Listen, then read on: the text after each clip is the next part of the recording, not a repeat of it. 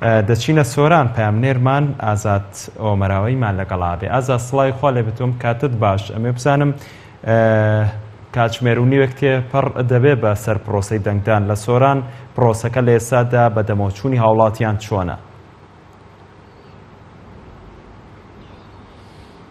بەڵێ سالار، سڵاو لە تۆ لە بینەرانی بەڕێز بێتن. من لە یەکێک لە بنکەکانی دەنگدانم لە قەزای سۆران دیارە سەرجەم بنکەکانی دەنگدان لە کاتژمێر 8 بەیانیەوە بەڕووی دەنگدەران لە قەزای سۆراندا کراونەتەوە. لە ئێستادا هاوڵاتیانی قەزارەکە سەرقاڵی بەدەمەوچوونی پرۆسەی دەنگدانی گشتین و هاوڵاتیان بەشداری لە دەنگدانەکەن. ئێمە بۆ زانیاری زیاتر دیارە و بنکەی کەوا من ئێستا لێمە مامۆستا مەڕوان سەرۆکی فراکسیۆنی کۆمەڵی ئیسلامی لە پەرلەمانی کوردستان لەو بنکەیەکەوە دەنجیدا. من بۆ زانیاری زیاتر و قسەکردن لەسەر بەڕێوەچوونی پرۆسەی دەنگدان ئەسمە لای مامۆستا مەڕوان. مامۆستا ئەگەر بیتە ئێرە سڵاوت لێ بێتن، دیارە تۆش دەنگت داوە وەکو هاوڵاتیەک لە قەزای سۆران.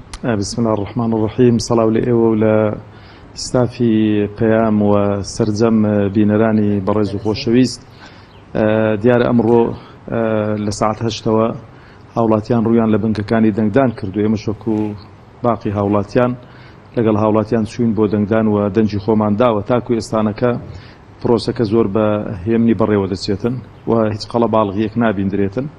وەخوازیاریشم کە بەم شێوەیە بەردەوام بێتن. ئاوە هەر هاوڵاتیەی کە دەنجی خۆی بدات و قەڵە باڵغی دروست نەکاتن لە چواردەوری بنکەکانی دەنگدان و داواش لە سەرجەم هاوڵاتیانی هەرێمی کوردستان دەکەم بۆی کە بتوانن ڕۆڵیان هەبێ لە گۆڕانکاری لە هەرێمی کوردستان و بۆ دابینکردنی ئایندەیەکی باش و چاک و خۆشتر و خۆشگوزەرانتر بۆ نەوەکانیان بێن دەنگەکانی خۆیان بدەن.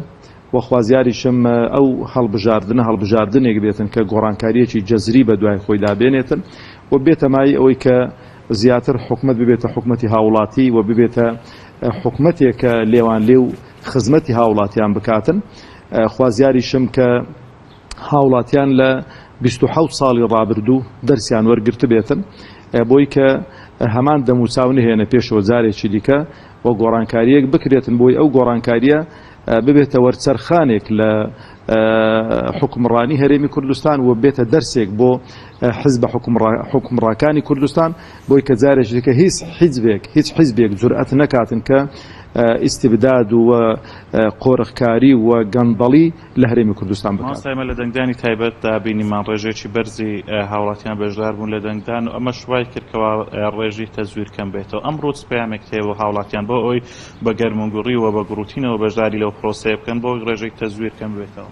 کاگازادە من لە یەکەم ڕۆژی حملەی هەڵبژاردنەوەم دووبارە کردوتەوە. یەکێک لە ترسناکترین خۆکار و ڕێگاکانی تەزویر بەشدارنەکردنی هاوڵاتیان، یعنی ئەو هاوڵاتی کە بەشدار ناکە هۆکارێکە بۆ تەزویرکردن، یعنی خۆی تەزویرکردنەکە لە ئەستۆی ئەودایە، چونکە کە ئەو نەهات حزبی دەسەڵات ئەوە بە ئیستیغلال وەردەگرێت و لە شوێنێکە کلێنێک ببینیتەوە ناوەکەی دەردێنێت و خەڵکێکی دیکە مستەمسەکی بۆ دروست دەکات و بە ناوی دەینێریتن. لەبەرەوە خوازیارم کە هاوڵاتیانی هەرێمی کوردستان بە گەرم و گوڕی هەمان بێنە سەر سندوقەکانی دەنگدان ئەگەر ئەو دەنگانە دران مەجالی تەزویر و ساختەکاری نامێنێتەوە.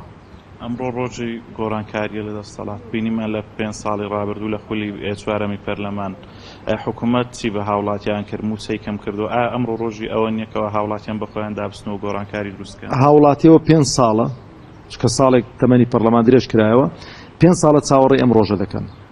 یعنی ئەوەی کە بەهاتنە سەر شەقام پێیان بۆیان مەیسەر نەبوو، ئەوەی کە بە قوربانیدان چەند برایەکمان شەهید بوون لە خۆ پیشاندانەکان بۆیان مەیسەر نەبوو حکومەت وەڵامی نەدانەوە. ئەمڕۆ ڕۆڵی ئەوانە ڕۆژی ئەوانە بەبێ خوێن ڕێشتن، بەبێ خۆپیشاندان، بەبێ هاوارکردن، بەبێ هەموو شتێک بە قەڵەمێک بە مۆرێک دەتوانن گۆڕانکاری دروستکەن. ئەو گۆڕانکاریش مربوطە بە هەموو تاکەکانی ئەو کۆمەڵگەی بە پیا و بەشنەوە.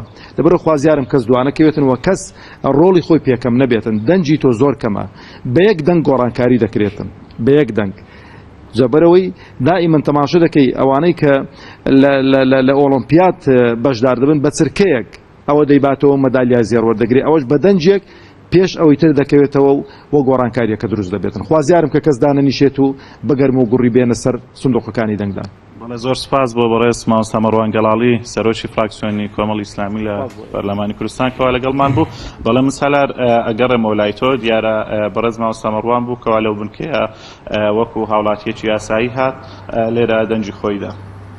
دەستخۆش زۆر سپاس بۆ تۆ پامنێرمان ئازاد ئۆمەراوی سپاس بۆ میوانەکەشت پامنێر